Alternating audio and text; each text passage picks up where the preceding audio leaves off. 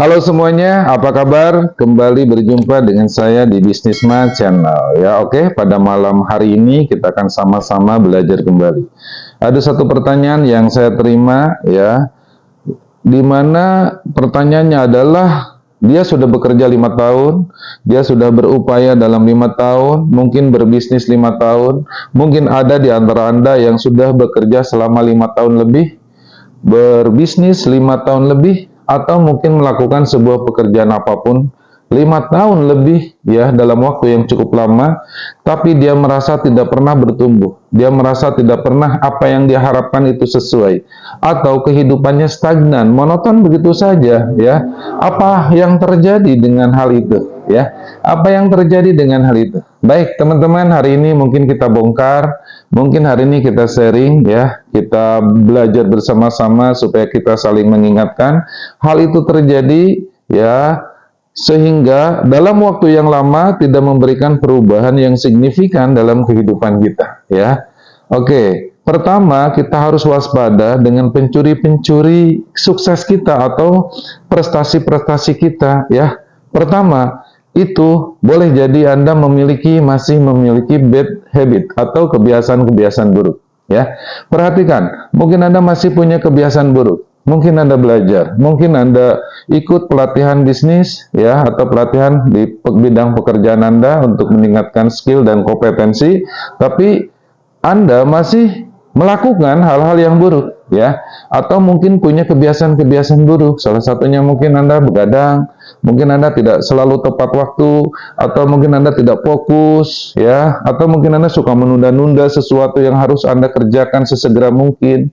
Bahkan banyak lagi kebiasaan-kebiasaan buruk yang tidak mendukung Anda tumbuh dan maju, sehingga kebiasaan tersebut menjadi sesuatu yang membelenggu, ya, dalam waktu yang lama tidak memberikan perubahan yang signifikan dalam kehidupan Anda. Kenapa?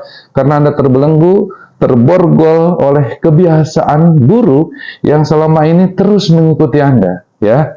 Ingat, ada satu pepatah tua yang pernah saya dengar bahwa ceritakanlah kebiasaanmu, ya, dan aku akan tahu akhir kehidupanmu, ya. Jadi seperti itu. Ketika seseorang dengan kebiasaan-kebiasaannya, orang akan menilai seperti apa masa depannya, seperti apa kehidupan di kemudian hari dengan kebiasaan yang mungkin dia lakukan, ya. Karena sebuah kebiasaan biasanya adalah bentuk perwujudan dari pemikiran, ya, atau boleh jadi dari perasaan yang dia lakukan, ya. Oke. Nah, bad habit ini benar-benar akan membelenggu dan merusak siapapun pemiliknya. Kita harus waspada dengan hal itu karena kita punya peluang, punya tujuan hidup yang jelas, ya, untuk karir Anda yang lebih baik. Lebih baik Anda fokus membangun potensi diri, kemudian Anda lakukan hal itu. Ya, banyak orang mau belajar terbuai dengan motivasi, semangat, tapi saat untuk melakukan kebiasaan mereka menghalangi, ya. Habit-habit mereka menghalangi sehingga apa yang harusnya mereka lakukan ditunda, besok dilakukan lagi. Biarlah besok lagi, biarlah besok lagi. Sehingga sesuatu yang ditunda tidak pernah dimulai, ya. Itu yang pertama, ya, waspada dengan bad habit Anda, ya.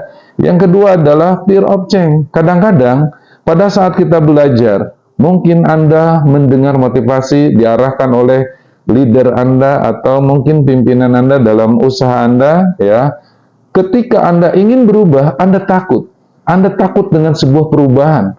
Perubahan sistem, perubahan tindakan, perubahan-perubahan gerakan yang memang harus dilakukan, ya. Kenapa? Karena dunia ini sifatnya dinamis, ya. Dunia ini sifatnya akan terus berubah. Bahkan hari ke hari aja berubah. Mungkin jamnya sama, waktunya sama, harinya sama, tapi tahun tidak pernah sama, ya. Keadaan tidak pernah sama. Itu artinya semua akan berubah, gitu. Kita harus benar-benar mengikuti perubahan itu, ya. Kita harus berubah seiring dengan waktu yang berubah, ya. Musim yang terus berganti akan memberikan satu posisi perubahan-perubahan pada siklus kehidupan manusia, apakah di bidang bisnis, di bidang pekerjaan, ya, dan di bidang-bidang lain. Akan terus banyak hal-hal baru yang muncul, dan kita hanya bisa bertumbuh dan berkembang ketika kita bisa menyesuaikan, ketika kita bisa berkolaborasi, menyatu dengan perubahan itu sendiri. Masa depan tidak ada kepastian kecuali perubahannya itu sendiri. Perubahan itu adalah sesuatu yang pasti. Makanya mereka-mereka yang takut dengan perubahan, mungkin Anda belajar, mungkin Anda menguatkan mental Anda, tapi pada saat terjadi satu pergeseran keadaan, peristiwa, dan segala sesuatu, kadang-kadang tidak sedikit orang menolak perubahan tersebut. Karena sifat manusia kadang-kadang pengen nyaman, pengen berada pada satu posisi yang sudah terbiasa dia lakukan. Mereka tidak terbiasa dengan sesuatu yang baru, ya. Nah, oke, teman-teman, mulailah kenali hal-hal yang baru yang boleh jadi itu menguntungkan Anda. Ikuti perubahan-perubahan yang ada. Mulailah buat terobosan-terobosan, ya, yang bisa menantang untuk hidup Anda lebih baik. Karena perubahan adalah satu kepastian dalam kehidupan. Usia kita saja terus berubah, tidak pernah diam di satu tempat, terus bertambah hari ke hari, bulan ke bulan, dan tahun ke tahun.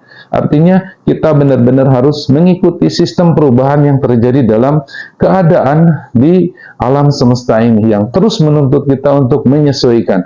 Maka dari situ, kita benar-benar harus mengikuti perubahan itu. Ya, oke.